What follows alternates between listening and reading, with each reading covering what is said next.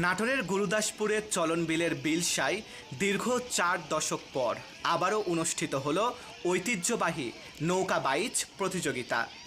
শুক্রবার 12 সেপ্টেম্বর বিকেলে এই আয়োজন যেন রূপ নেয় কয়েক জেলার মানুষের এক মহামিলন মেলায়। নৌকা বাইচকে ঘিরে নদীর বুকে সারি সারি নৌকা আর দুই তীর জুড়ে মানুষের ঢল, সব মিলিয়ে সৃষ্টি হয়েছিল এক বর্ণিল উৎসবমুখর পরিবেশ। নাটোর জেলা প্রশাসনের আয়োজনে বিকেল 4টায় প্রতিযোগিতার উদ্বোধন করেন স্বাস্থ্য মন্ত্রণালয়ের স্বাস্থ্যসেবা বিভাগের সচিব সাইদুর রহমান। উদ্বোধনের মুহূর্তে চারপাশে ছড়িয়ে পড়ে উল্লাসের ঢেউ। সকাল থেকে আশেপাশের গ্রাম ছাড়িয়ে দূর দূরান্ত থেকে মানুষ ভিড় জমায় বিল পারে। কারো হাতে বাঁশি, কারো হাতে লাল সবুজ পতাকা, আবার কেউ দল বেঁধে ঢোল করতাল বাজিয়ে হাজির হয়। পরিবার পরিজন, আত্মীয় স্বজন আর বন্ধু বান্ধব মিলে নদীর পার হয়ে ওঠে যেন এক গ্রামীণ মেলা। অনেক বাড়িতে ছিল পিঠা, পায়েস সহ নানা পদে খাবারের আয়োজন।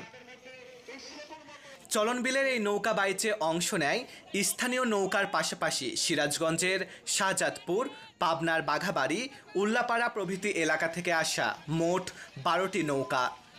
প্রতিযোগীরা পাল্লা দিয়ে বৈঠা চালাতে থাকলে নদী জুড়ে ওঠে ঢেউয়ের নাচন।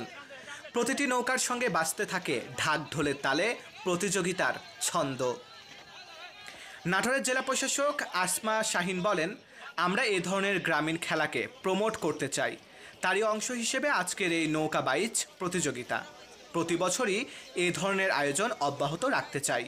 গ্রামীণ খেলাকে আরো প্রমোট করতে চাই, এই উদ্দেশ্যে এই নৌকা বাইচ আয়োজন করা হয়েছে। আপনারা দেখতে পাচ্ছেন যে এখানে নৌকা বাইচ দেখতে লাখ লাখ মানুষের সমাগম হয়েছে। তার মানে বোঝা যাচ্ছে যে এই ধরনের আয়োজন তাদের কাছে কত পছন্দনীয়। আমরা চাই প্রতি বছর এই ধরনের আয়োজন অব্যাহত রাখতে। স্বাস্থ্য সচিব সাইদুর রহমান জানান, আজকের আয়োজনে মানুষের উপস্থিতি প্রমাণ করে গ্রামীণ ঐতিহ্যের প্রতি তাদের ভালোবাসা। আমরা চাই ভবিষ্যতেও এই ধরনের আয়োজন চলতে থাকুক, যাতে আমাদের ঐতিহ্য টিকে থাকে।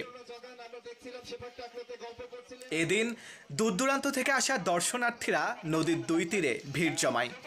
প্রতিযোগিতার তালে তালে তাদের হাততালি, উল্লাস আর হর্ষধ্বনি আয়োজনে যোগ করে বাড়তি প্রাণচাঞ্চল্য। মারুফ হাসান বিশাল, উত্তরা প্রতিদিন।